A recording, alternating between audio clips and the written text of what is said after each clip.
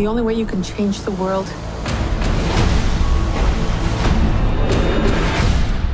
is with stories.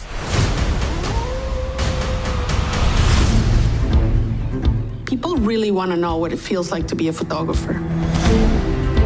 Right shoulder down, there we go. Obviously, there's a risk involved. It's this yin-yang of danger and this incredible raw beauty. That's its first breath. That's so cool. Every creature comes from somewhere, and yet when you see it with your own eyes, you can't help but feel a sense of magic. I want to change stereotypes to make an actual difference in people's life. I always was interested in things unseen. I'm queer, I'm black, I'm religious. I pull from iconography that I inhabit. I just want to be the change. We're on this mission to chase big oil out of the Bahamas, just using our cameras. Photographing out in the elements, you are at the mercy of Mother Nature. It was just like a lightning bolt. When I'm shooting, I'm in my element. Beautiful, here we go. There's a masterpiece everywhere. It's not just a razzle-dazzle adventure. It's life. All right, this is it. Let's go. These moments that you immortalize makes a lot of difference. Okay, you ready? We're in go mode. This is the adventure of a lifetime.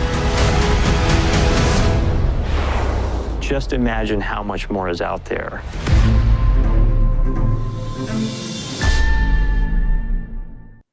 I'm Ashley with Nerds Rule the World. Hi, Campbell. Thank you so much for taking time to talk with me today. No, it's a pleasure, Ashley. Thank you for taking time to talk with me. You are amazing. I'm a big fan. And this doc I thought it was beautiful, like following you around and getting to see how your show got created. And honestly, it had me feeling things I wasn't expecting to feel. Thank you for opening up about your mental health struggles, because honestly, a lot of us struggle with it. And you really hit me when you said, life won't, the world won't stop spinning if you slow down. I was like, oh, I needed to hear that. So that was great. I appreciate that. So you're so used to being behind the camera. What was that like, stepping in front of it and having your life on display like this? Because there was the really high highs of the show, but like the lows too, talking about, the mental struggles and stuff. I think like any of the photographers in this series, it was a life-changing experience just because we are so used to being directors as opposed to being directed.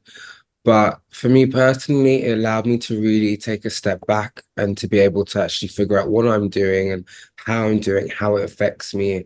And as you can see in the documentary, I talk about obviously mental health, my family and work. And it really allowed me to just really be able to dissect what I do and to understand that it's important to tell stories.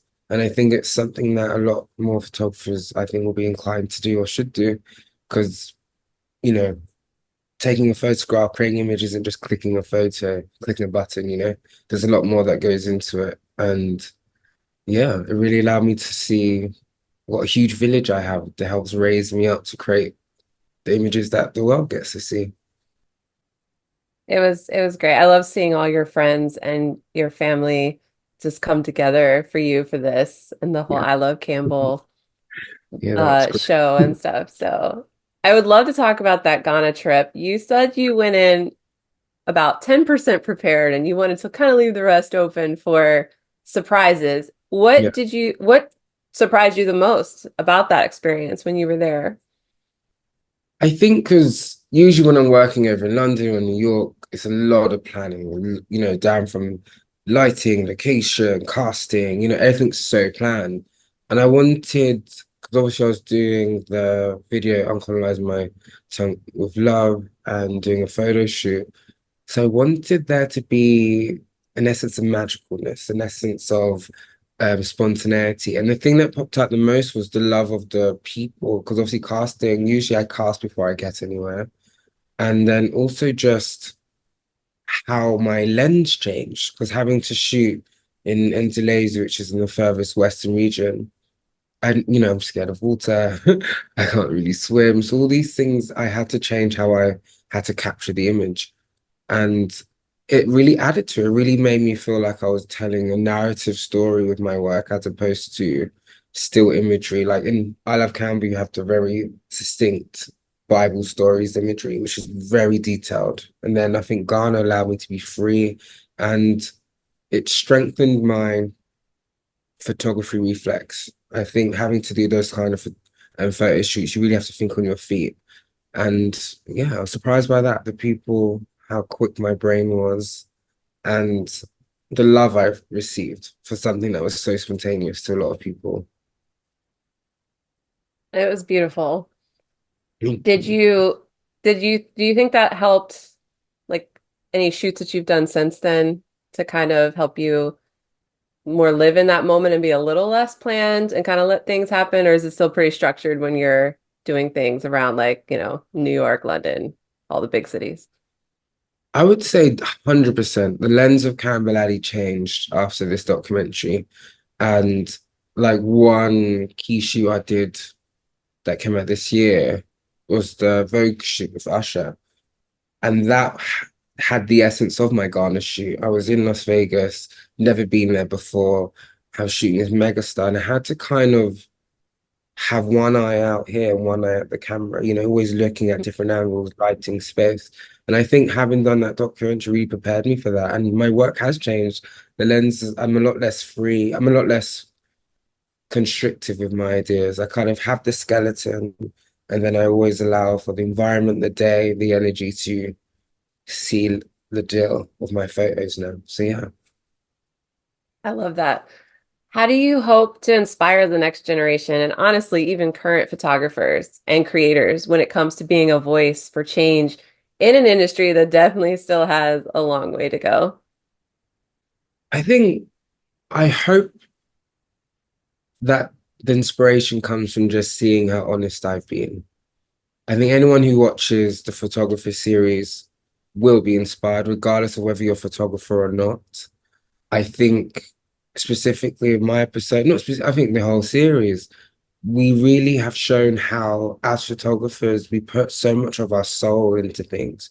And it's usually things that inspire us outside of arts. Like I always say, I'm a therapist first, and then I pick up a camera.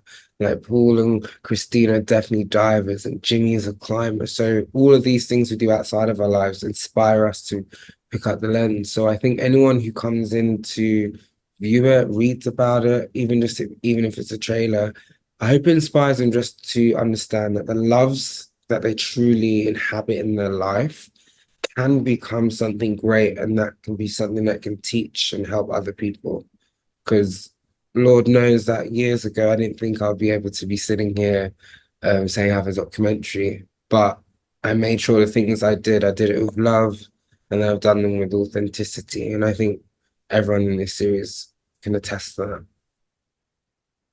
I agree. So my last question before our time is up, what can we look forward to next from you? I think more publishing. I think doing photographer, doing a documentary really taught me how much I love communities. And I'm very blessed to be such a huge part of my community. But I'm excited to see more of the world, and being introduced to Cristina and Krystle and everyone. I'm like, do you know, I want to travel a bit more. You never know, you might see me in, in the Arctic or something. But I'd say publishing more self-directed photography works outside of the realm of just fashion, for sure. Well, I'm excited for whatever adventure you get into next. And I Thank you. appreciate it again for taking the time and just sharing your life, because like I said, it really hit me, and I needed to hear some of the words that you were saying. So I'm excited for other people to see it too. But thank you. And I'm glad you're inspired. It means a lot to me. Thank you. Have a good day. You too. Bye. Bye.